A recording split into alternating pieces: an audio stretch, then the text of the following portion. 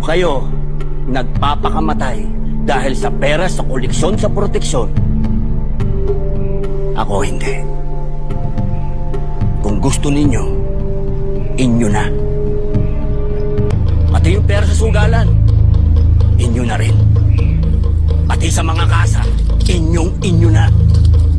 Sabihin mo sa kambal, papayagan ko kayong abusuhin ng mga Taipan. Pero wag na wag ninyong aagawan ng lupa ang mga katutubo. At pag pinahirapan niyo ang mga masa, babalik ako. Aalis ka ng Lawis? Oo, Dato.